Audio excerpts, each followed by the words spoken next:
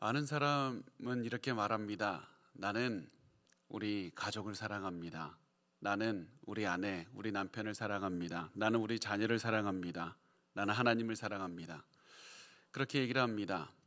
저는 그런 얘기를 들을 때마다 항상 마음속에 이런 생각이 있습니다. 그렇다면 증거가 무엇인가? 사랑하면 증거가 무엇입니까? 여러분도 사랑하는 대상이 있지 않습니까? 내가 사랑한다고 말을 하면 그 사랑하는 증거가 있습니까? 증거를 보여줄 수 있습니까? 사랑은 반드시 증거가 필요합니다. 증거로 드러낼 수 있어야 됩니다. 스스로 여러분께서 이 증거가 무엇인지 생각을 해봤으면 좋겠습니다. 내가 증거가 무엇입니까? 사랑하기 때문에 돈 준 게 증거입니까? 사랑하기 때문에 내가 무엇을 해준 것이 증거입니까? 사랑하면, 진정으로 사랑하면 그 사람의 삶이 바뀌는 겁니다. 삶이 바뀌게 되어 있습니다. 여러분께서 배우자를 사랑하면, 진정으로 사랑한다면 여러분이 세상 살아가는 모습도 달라지게 되어 있고, 그 사랑하는 사람 때문에 내가 정기적으로 운동도 하게 되어 있고, 자녀를 사랑하면 자녀를 사랑하기 때문에 나에게 있는 나쁜 습관도 버리게 되어 있습니다. 사랑하기 때문에 우리가 건강하기 위해서 노력하게 되어 있고, 사랑하기 때문에 식습관도 바꾸게 되고, 사랑하기 때문에 생각하는 방식도 바꾸고, 말하는 것도, 표현 방법도 다 바뀌게 되는 겁니다. 사랑하는 대상이 있으면 그 대상을 위해서 내가 바뀌게 되어 있습니다. 그래서 여러분이 사랑하는 대상이 있다고 생각을 들었을 때, 나는 그 대상을 위해서 정말로 내 인생이 바뀌었나 한번 생각을 해보셨으면 좋겠습니다. 사랑은 말로만 듣고는 알 수 없는 겁니다. 내가 저 사람을 진정으로 사랑한다고 아무리 고백을 해도 그 삶에 변화가 없으면 아무런 사랑을 하지 않는 겁니다. 그래서 사랑은 입에서 나오는 말로 측정할 수 있는 것이 아니라 내 삶의 변화를 통해서 측정할 수 있는 겁니다. 그리고 너무나도 중요한 것은, 사랑하면 삶이 변화가 되어 있고, 삶이 변화가 단순히 좋게도 되고 나쁘게도 변할 수 있는 게 아니라, 사랑하면 항상 삶이 더 나아지는 이 방향으로 변하게 된다는 겁니다. 사랑하면 사람의 삶이 더욱더 건강해지고 더욱더 그 사람에게 도움이 되는 방향으로 변화가 됩니다. 이게 놀라운 겁니다. 이게 정말 놀라운 겁니다. 어떻게 보면 진화론적 관점에서 보면 나 자신만을 위해서 이기적으로 사는 게 가장 도움이 되는 것 아닙니까?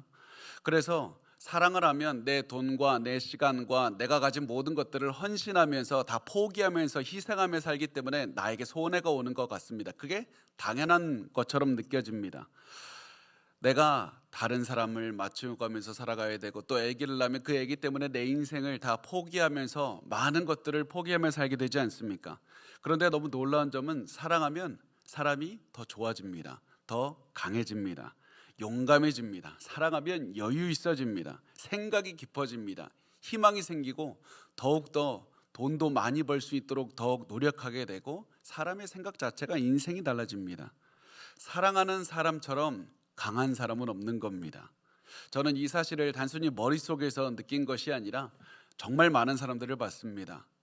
그 전에는 게을렀던 사람이 사랑하기 때문에, 아이가 태어났기 때문에, 결혼했기 때문에 이제부터는 열심히 살아가는 사람들도 만났고, 또 그 전까지는 무서워서 굉장히 힘들어서 숨어 지내던 사람이 결혼하고 나서부터 이제 내가 당당해져야 되겠다고, 그래서 고난도 당당하게 견디는 모습도 많이 봤습니다. 사람이 사랑을 하면 강해지는 인생으로 변해지게 되는 겁니다.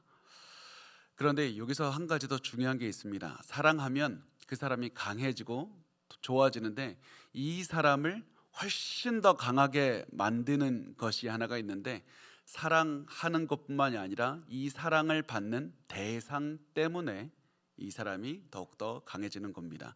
사랑을 하기 때문에 뿐만 아니라 이 사랑을 받는 대상 때문에 더욱더 사랑하는 사람은 강해지게 됩니다.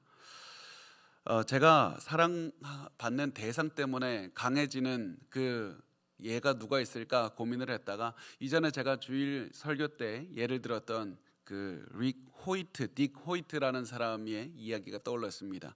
딕 호이트라는 사람은 엄청나게 유명한 사람인데, 이 사람은 아들 때문에 유명해졌습니다. 릭이라는 아들이 태어났는데, 아들이 태어나면서 탯줄을 목에 감고 태어났기 때문에 이 뇌성마비로 태어났고 말도 못하는 상태로 태어났습니다. 이 사람이 이제 걷지도 못하고 말도 못하고 이렇게 이게 평생 누워 있다가 11살이 되었을 때 이 컴퓨터 전문가들과 힘을 합해서 아이의 뇌와 장치를 연결해서 아이가 생각으로 자신의 의사를 표현할 수 있도록 그런 장치를 연결해 줘서 이제 아이가 부모와 소통을 할 수 있게 되었습니다. 그러다가 이 15살이 되었을 때 아들이 드디어 이 얘기를 합니다. 나 달리고 싶다고. 달리고 싶다. 그래서 그 말을 들은 아버지는 지금까지 달리기를 해본 적이 없었는데 그때부터 달리기 연습을 시작합니다. 그리고 나서는 아들을 휠체어 태우고 달리기 경주에 참여했습니다. 그리고 달리기 경주가 끝났을 때 아들이 아버지에게 이렇게 말을 합니다. 아빠, 내가 달릴 때는 장애가 없는 것처럼 느껴져요. 이 문장 하나로 아버지의 인생이 바뀝니다. 아버지는 그날부터 더욱더 달리기 훈련을 하기 시작합니다. 그리고 이 아버지는 아들과 함께 경이적인 기록을 세웠습니다.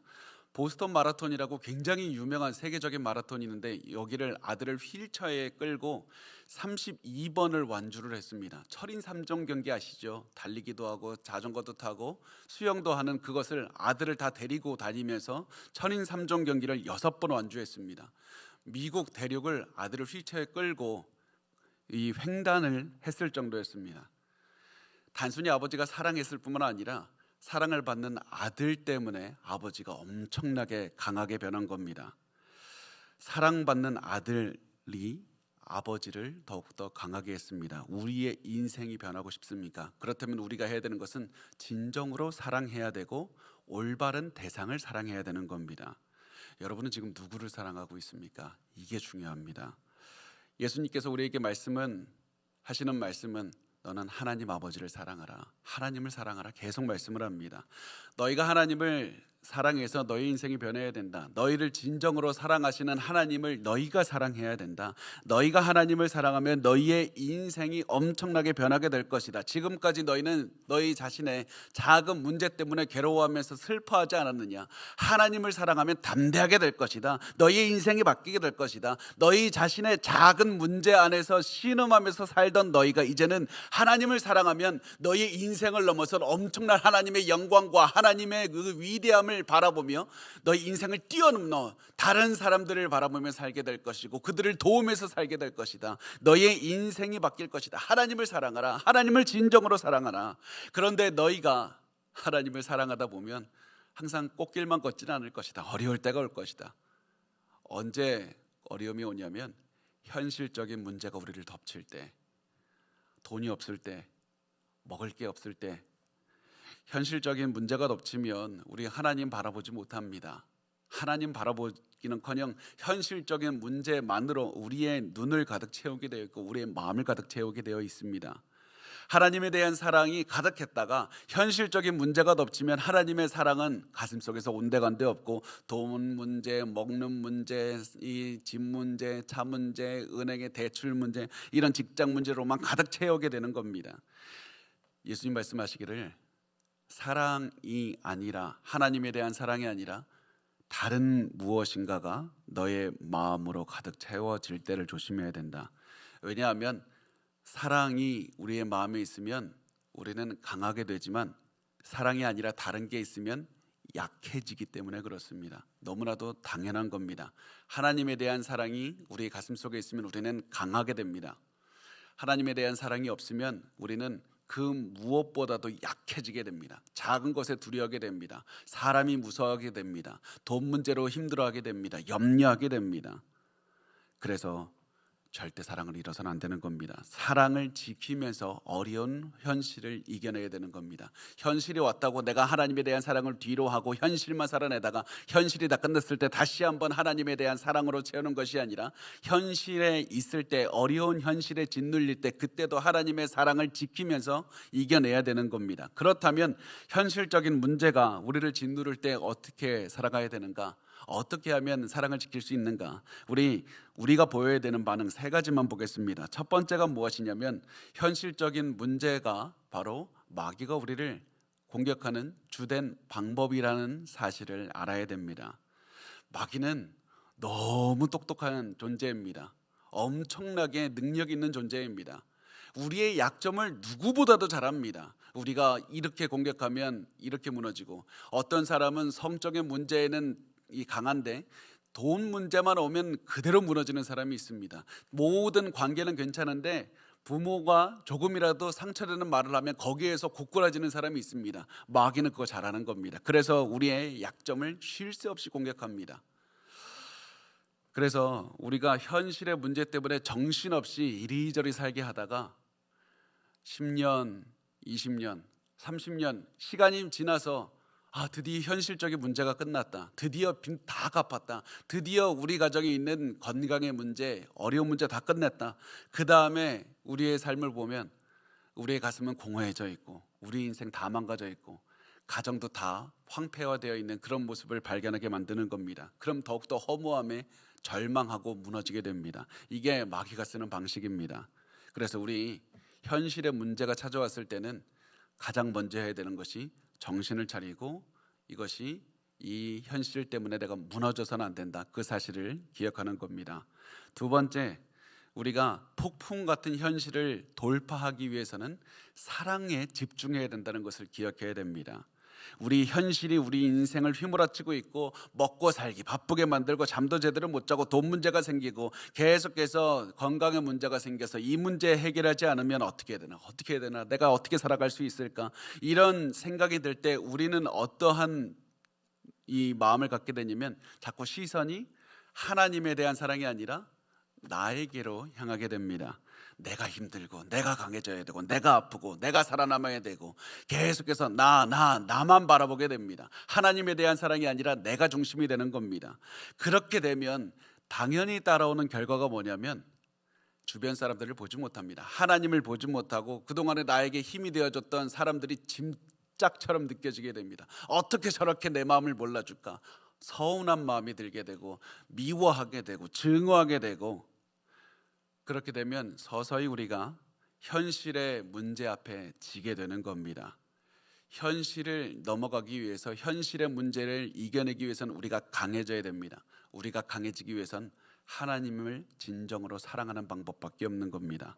사랑해야 강해질 수 있습니다. 마지막 세 번째, 현실의 문제가 우리를 짓누를 때 마지막 반드시 기억하십시오. 돈으로 살 수 있는 것을 목적으로 삼으면 안 됩니다. 돈으로 살 수 있는 것이 우리 인생의 목적이 되어서는 안 되는 겁니다. 현실의 문제가 우리를 덮치면 자연스럽게 돈이 삶의 목표가 될 수밖에 없습니다.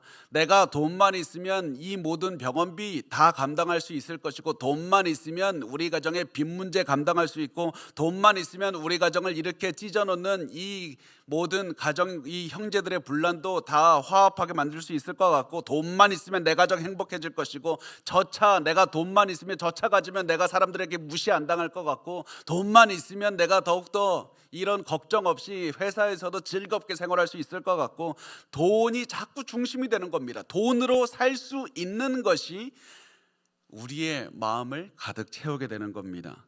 여러분, 우리 기억해야 됩니다. 돈으로 살 수 있는 것은 절대로 우리의 삶의 목표가 되어서는 안 되는 겁니다. 우리는 돈으로 살 수 있는 것을 위해 살아서는 안 되는 겁니다. 돈으로 살 수 있는 것은 우리의 삶에 덜 중요한 겁니다. 안 중요한 것이 아니라 덜 중요한 겁니다. 돈으로 살 수 없는 것이 우리의 삶의 목적이 되어야 되고, 돈은 우리가 돈으로 살 수 없는 목적을 이루기 위한 수단으로 만들어야만 되는 겁니다. 어떻게 해서든지 이거 기억하셔야 됩니다.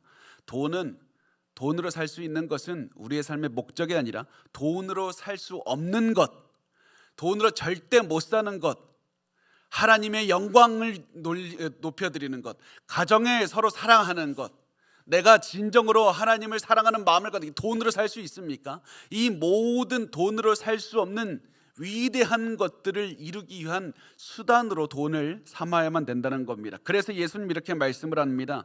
마태복음 6장 19절에서 21절 우리 같이 읽겠습니다. 시작. 너희를 위하여 보물을 땅에 쌓아두지 말라. 거기는 좀과 동록이 해하며 도둑이 구멍을 뚫고 도둑질하느니라. 오직 너희를 위하여 보물을 하늘에 쌓아두라. 거기는 좀이나 동록이 해하지 못하며 도둑이 구멍을 뚫지도 못하고 도둑질도 못하느니라. 내 보물 있는 그곳에는 내 마음도 있느니라. 아멘.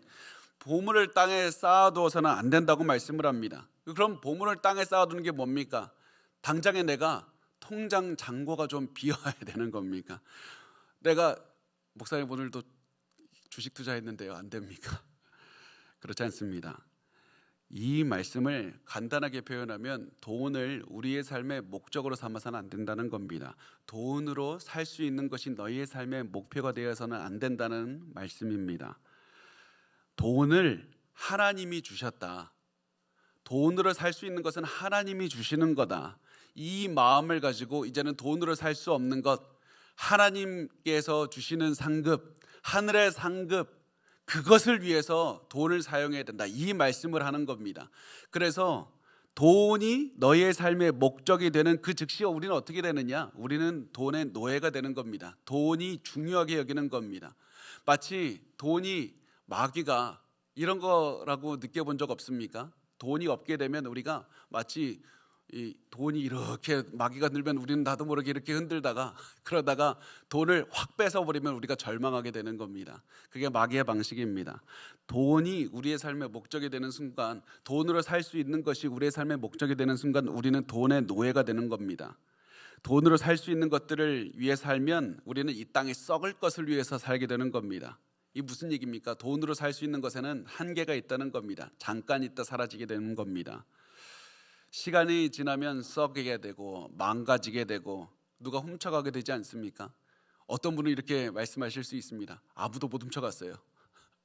근데 이제 그거 놔두고 이제 죽게 되죠. 돈으로 가질 수 있는 것은 잠깐 있다가 우리가 잠깐 소유했다가 사라지는 겁니다. 그래서 예수님께서는 돈으로 살 수 없는 하늘의 상급을 위해 살아야 된다. 하늘의 상급은 돈으로 살 수는 없지만 돈을 이용해서 돈을 사용하는 방법을 통해서 상급을 얻을 수는 있는 것이다. 돈을 어떻게 사용해야 되느냐? 돈을 사용해서 하나님의 복음을 증거하는 것, 예수 그리스도의 복음을 전파하는 데 돈을 사용하라. 너가 가난한 사람들을 구제하는 데 사용하라. 너가 돈을 가지고 하나님의 뜻대로 나누면서 살아가야 된다. 돈을 수단으로 삼아야 되지 돈을 너의 꿈을 이루는 목적으로 삼아서는 절대 안 된다는 겁니다. 그래서 사실 이렇게 말씀을 하면 많은 분이 굉장히 어려워합니다. 진지하게 고민해보고 목사님 그 말씀은 내가 돈을 내가 목적으로 삼지 않고 돈을 써서 하늘의 상급을 얻는 데 사용해야 된다면 나 돈 어떻게 사용해야 됩니까? 나 평생 가난하라는 말입니까? 있는 돈 다 나눠주고 살라는 얘기입니까? 어떻게 살라는 얘기입니까? 가난한 것이 하나님의 뜻입니까? 그런 질문들을 많이 하시는데 그 질문을 하는 이유가 무엇이냐면 우리의 가슴 속에 두려움이 있기 때문에 그렇습니다. 하나님 이거 다 내라 그러면 어떡하지? 하나님이 이거 다 가지고 가난한 사람에게 다 유니세프에 나눠주고 나는 가난한데 혼자 살라 그러면 어떡하지? 가난하고 싶지 않아서 여전히 우리의 마음속에 돈 때문에 두려움이 있기 때문에 이 질문하는 겁니다. 그래서 여러분께 저 말씀을 꼭 드립니다. 이런 질문이 생긴다면 우리 이 생각을 해야 됩니다. 만약 여러분이 가난하게 되는 것이 하나님의 뜻이면 평생 가난하게 사십시오. 그러면 됩니다. 왜냐하면 우리가 가난하고 부자가 되는 것 이게 중요한 게 아니기 때문에 그렇습니다. 우리에게 중요한 것은 우리가 하나님을 사랑하느냐, 우리가 가진 재물로 하나님께 영광을 돌리며 살아가느냐, 내가 가진 모든 것을 하나님을 향한 그 사랑을 표현하면서 살아가느냐, 이게 중요한 것이지 우리가 가난하게 되는 것이 무섭고 그런 마음을 가진다면 여전히 우리는 돈의 노예가 돼서 살아가고 있다는 증거를 보이고 있는 겁니다. 그래서 여러분 돈이 많고 적고를 생각하지 말고 내가 돈으로 소유할 수 있는 것, 돈을 많이 가질 수 있는 것, 돈으로 살 수 있는 것 이것에 집중하는 것이 아니라 돈으로 살 수 없는 것 하나님의 뜻이 무엇입니까? 하늘의 상급을 얻기 위해서 무엇을 해야 됩니까? 하나님을 사랑하면 어떻게 살아가야 됩니까? 이것 바로 우리의 마음이 중요하다는 사실을 기억하시기 바랍니다. 내가 하나님 앞에 정직하게 살아가는가? 하나님께서 원하시는 대로 재물을 사용하는가? 그래서 우리가 성경을 보면 항상 가난한 사람만 가득한 게 아닙니다. 아브라함이나 욥과 같이 하나님 부자로 만들어줘서 부자로 사는 사람들도 있습니다. 어떤 사람들은 가난하게 사는 사람들, 빌립보 성도들과 같은 사람들도 있는 겁니다. 돈이 많고 적고가 중요한 게 아니라는 사실, 비본질적인 것에 그만 집중하고 우리에게 중요한 것은 돈이 아니라 하나님을 향한 우리의 마음, 그래서 하나님을 사랑하기 때문에 나 전부를 포기할 수 있는가, 이게 중요하다는 사실입니다. 그렇게 살면 우리가 하늘의 상급을 얻을 수가 있습니다.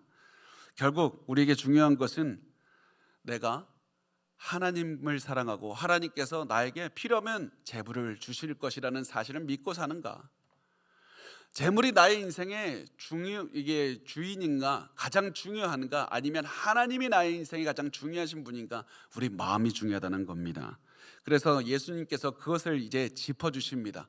예수님은 마음이 중요하다고 하시는데 그 마음이 중요하다는 얘기를 이제 어떻게 표현하시냐면 마음을 눈에 비유해서 설명을 하시는 겁니다. 마음을 눈이라고 보시면 됩니다. 자, 마태복음 6장 22절에서 23절 말씀 우리 같이 읽겠습니다. 시작. 눈은 몸의 등불이니 그러므로 내 눈이 성하면 온몸이 밝을 것이요 눈이 나쁘면 온몸이 어두울 것이니 그러므로 내게 있는 빛이 어두우면 그 어둠이 얼마나 더하겠느냐. 아멘. 마치 눈이 창문과 같다고 사람들이 여겼습니다. 그래서 빛이 눈이라는 창문을 통해서 온 몸을 비추는 겁니다.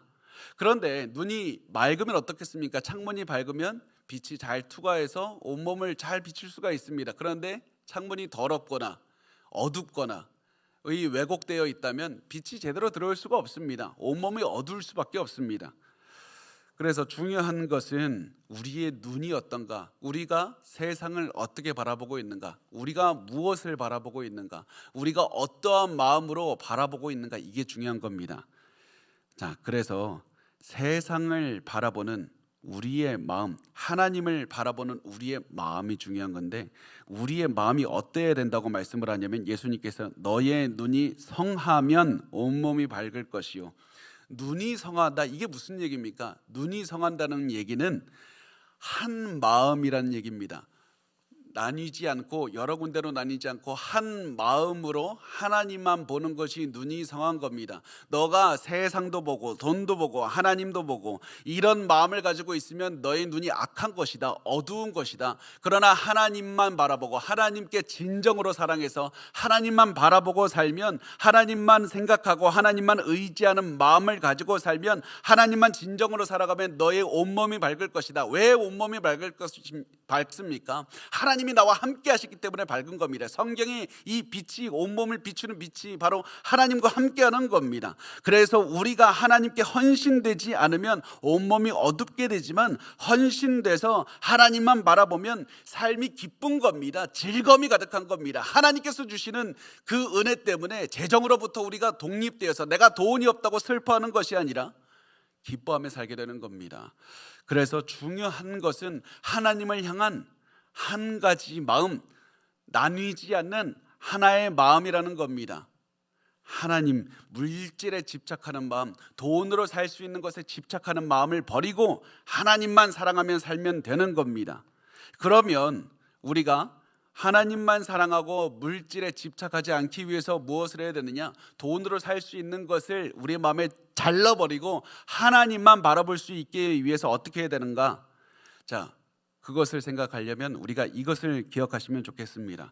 예수님이 우리의 마음을 눈에 비유하셨다. 눈이 보는 게 중요하구나.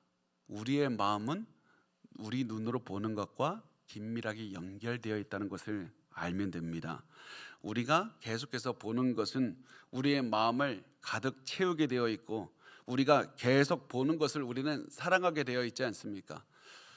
제가 고등학교 때 아직도 말씀이 기억이 나는데, 우리 선생님께서 그때 저는 당구를 전혀 못 치는데 그분이 500을 치신다면서, 500을 치려면 5천만 원을 써야 된다면서요. 그래서 그렇게 되면 밥상에 놓으면 밥그릇이 다 당구 알처럼 보여서 탁탁탁 자꾸 보는 것을 마음에 두게 되어 있고, 마음에 두는 것을 사랑하게 되어 있습니다. 여러분이 보는 것을 주의하십시오. 여러분이 무엇을 보느냐, 생각 없이 계속해서 다른 사람들이 가진 것, 여러분을 질투하게 만드는 것, 시기심이 들게 만드는 것 그만 보십시오. 다른 사람들이 가진 게 뭐가 그렇게 중요합니까? 다른 사람들, 그리고 그 다른 사람들이 가진 것이 단순히 행복한 가정이 아니라 다른 사람들이 돈으로 산 것, 돈으로 이룬 것, 그것을 볼 때 우리는 질투하게 되어 있고 죄로 계속해서 우리의 마음이 가득하게 되어 있고, 그러다 보면 돈이 우상이 되는 겁니다. 여러분의 눈으로 보는 걸 조심하십시오. 그래서 이렇게 말씀합니다. 24절 보면 한 사람이 두 주인을 섬기지 못할 것이니 혹 이를 미워하고 저를 사랑하거나 혹 이를 중히 여기고 저를 경히 여김이라. 너희가 하나님과 재물을 겸하여 섬기지 못하느니라. 예수님께서는 우리가 돈을 주인으로 섬기면 안 된다고 말씀을 합니다. 근데 사실 이 말 듣고 다 이렇게 말씀합니다. 저는 돈을 주인으로 섬긴 적이 없어요. 돈을 내가 언제 주인으로 섬겼습니까?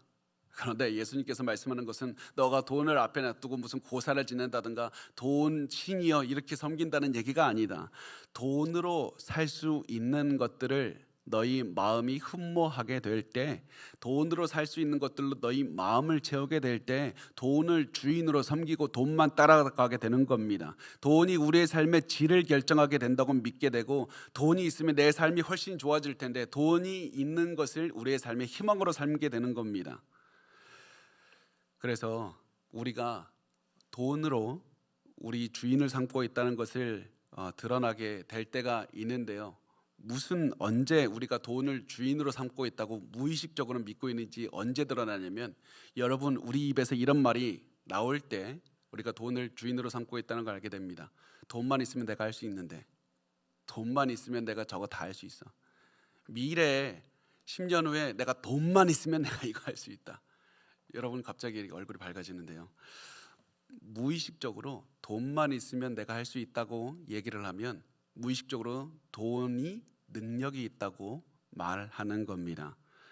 하나님이 주인인 사람은 이렇게 말합니다. 하나님이 원하시면 그때 내가 그것을 살 수 있을 것이고 얻을 수 있을 것이고 할 수 있을 것이다. 돈이 주인으로 무의식적으로 생각하는 사람은 돈만 있으면 내가 내 고난 넘어갈 수 있을 것이고 내가 갖고 싶은 것을 가질 수 있을 것이다.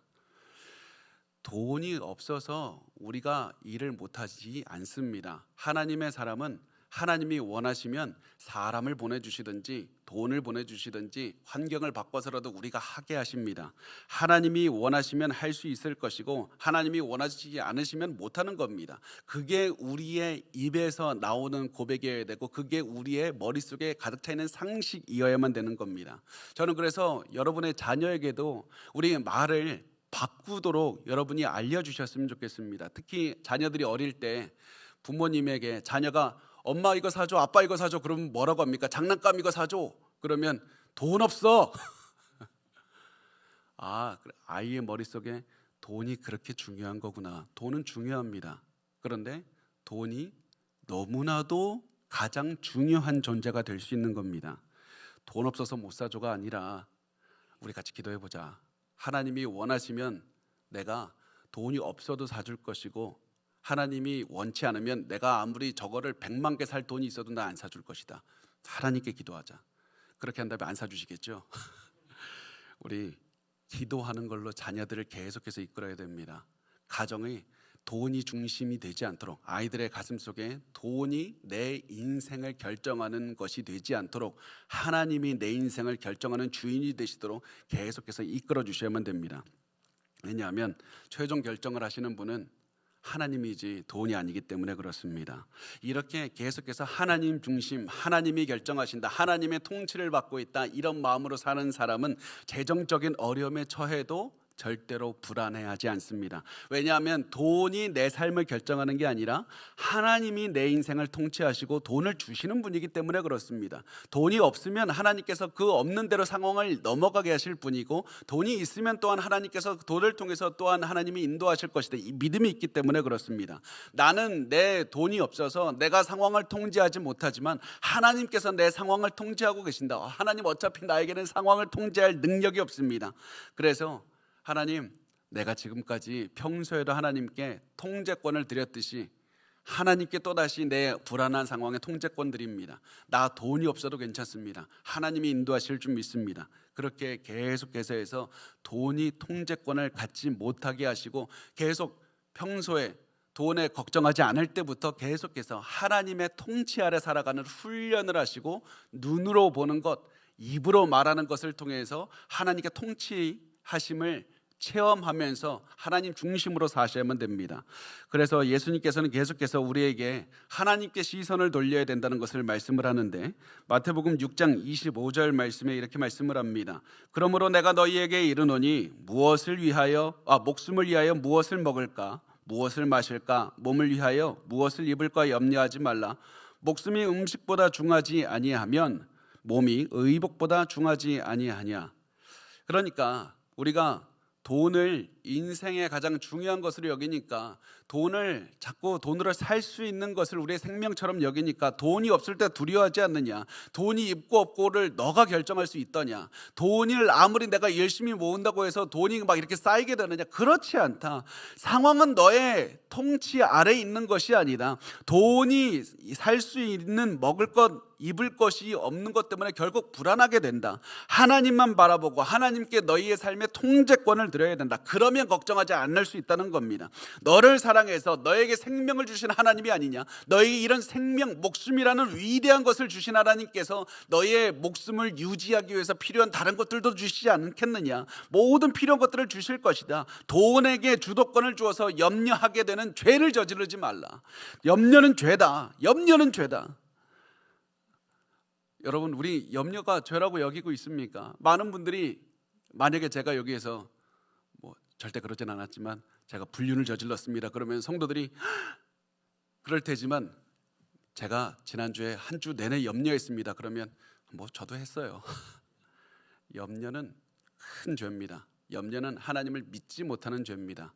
그래서 하나님을 무시하는 것이고 하나님이 나와 함께 하시다는 것을 인정하지 않는 죄가 됩니다. 돈에게 주도권을 주면 우리 염려하는 죄를 저지르는 겁니다. 특히 우리가 돈 때문에 스트레스를 받을 때마다 우리가 시선을 돈에서 하나님께로 옮겨야만 되는 겁니다. 어떻게 하면 돈에서 시선을 하나님께로 옮길 수 있습니까? 앞으로 언급했듯이 앞에서도 돈을 목적으로 삼으면 안 되고, 돈을 사용해서 돈으로 살 수 없는 하나님의 위대함을 드러내는 수단으로 사용해야 된다. 계속해서 돈을 선교하는 데 사용하고 가난한 사람들을 구제해야 된다. 돈은 수단일 뿐이라는 마음으로 평소부터 살아내는 겁니다. 그런데 그렇게 살다 보면 우리 마음에 어려울 때가 옵니다. 힘들 때가 옵니다. 염려하게 될 수밖에 없습니다. 그때에 대해서 예수님께서 이렇게 말씀합니다. 우리 26절 말씀 우리 같이 읽겠습니다. 시작. 공중의 새를 보라. 심지도 않고 거두지도 않고 창고에 모아두이지도 아니하되 너희 하늘 아버지께서 기르시나니 너희는 이것들보다 귀하지 아니하냐. 아멘. 공중의 새가 뭡니까? 그러니까 우리가 무시할 만한 작은 새, 그냥 그런 작은 피조물들, 아침에 봤는지도 안 봤는지도 모를 듯한 그런 피조물들, 그 작은 피조물들, 우리가 무시하는 것들도 농사를 짓기를 하냐 뭐를 하느냐. 그런데 아무리 그들이 농사도 안 지어도 부족함 없이 살고 있다. 왜냐하면 하나님께서 그들을 기르시기 때문이다. 하나님께서 이 새들도 먹이시는데 하나님의 자녀인 우리가 하나님께서 가만히 두시겠느냐. 다 먹이시고 입히실 것이다. 염려하지 말라. 그런데 여러분, 이 말씀을 보고 우리가 반드시 기억해야 될 것은, 우리도 새들처럼 일 안 해도 되는구나, 게으르게 살아야 되는구나, 가만히 있으면 하나님께서 다 먹을 걸 주신다는 의미가 절대 아닙니다. 하나님께서는 새들을 보라. 새들은 아침부터 일어납니다. 아침부터 일어나서 엄청나게 열심히 일을 합니다.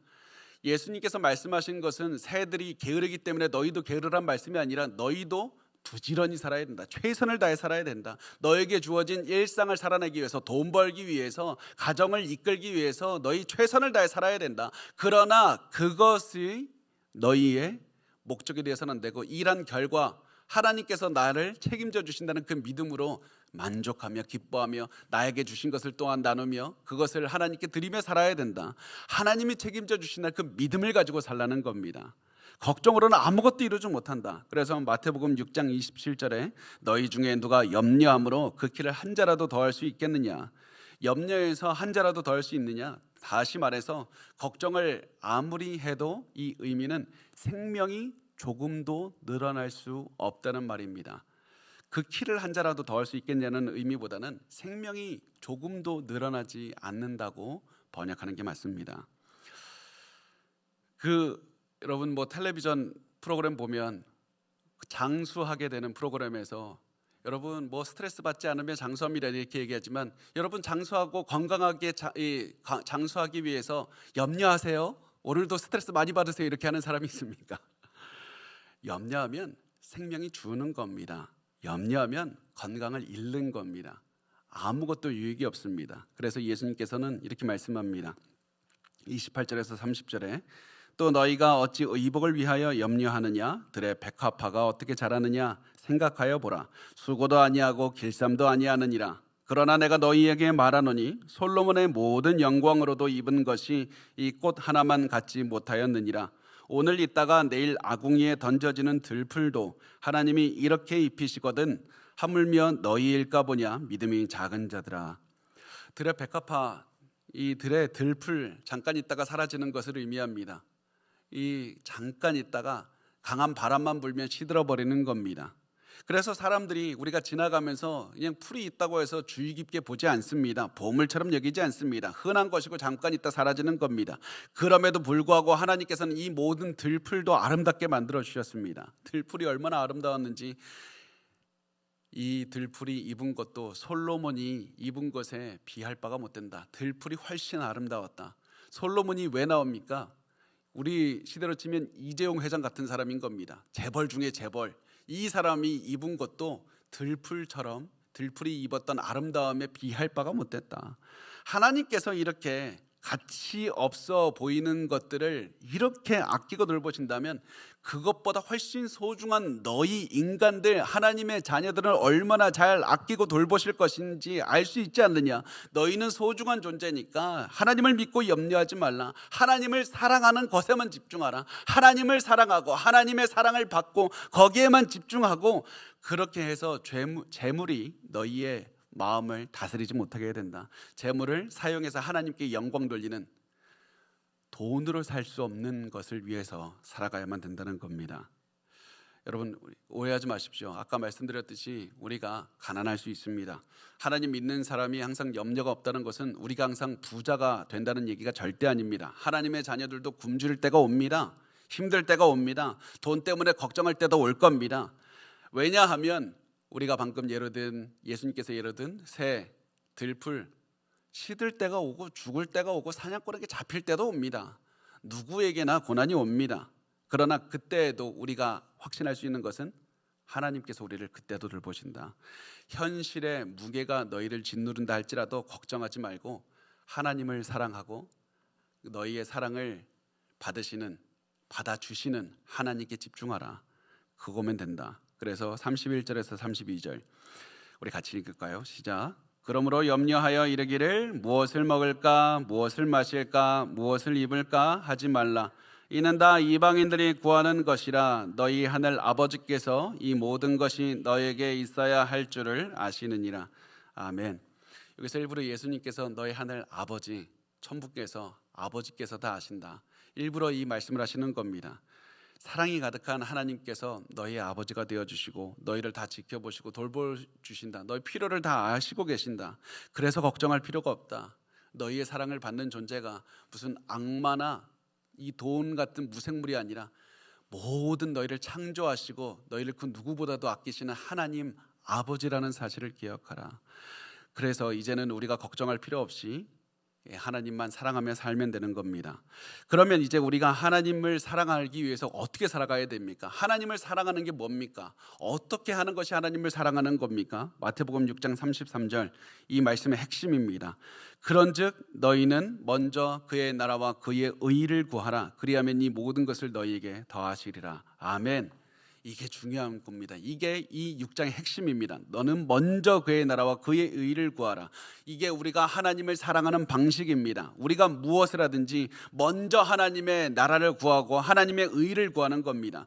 여기에 집중하면 하나님께서 나머지를 다 채워주실 것이다. 하나님의 나라와 하나님의 의는 돈으로 살 수 없는 겁니다. 나머지 돈으로 살 수 있는 것은 하나님이 채워주시는 겁니다. 걱정하지 말고 먼저 그의 나라와 그의 의를 구하라. 그러면 그의 나라와 그의 이 일을 구하는 건 어떻게 하는 겁니까? 하나님의 나라, 제가 계속해서 강조하는 겁니다. 하나님의 나라는 하나님의 통치를 말씀을 합니다. 하나님의 통치를 기억하셔야만 됩니다. 하나님의 통치하는 나라가 하나님의 나라입니다. 그래서 우리가 하나님의 나라를 구한다는 것은 하나님의 통치가 임하시옵소서 이렇게 기도하는 겁니다. 하나님, 이 세상은 하나님의 통치를 거부하고 있습니다. 마귀에게 순종하고 있고 돈을 숭배하면서 살고 있습니다. 하나님을 사랑하지 않습니다. 그래서 하나님의 통치에 순종하는 제가 밟는 땅마다 하나님의 통치를 살아내겠습니다. 제가 가는 곳마다 마귀가 다스리는 땅이 아니라 하나님이 다스리는 땅으로 살아내겠습니다. 하나님께 순종하겠습니다. 그래서 내가 가는 곳마다 하나님의 통치가 임하게 하여 주시옵시고, 내가 가는 곳마다 하나님의 의의가 드러나게 도와주시옵소서. 그래서 내가 가는 곳마다 복음을 선포하게 도와주시고 하나님의 나라의 임하심을 선포하게 하여 주시옵소서.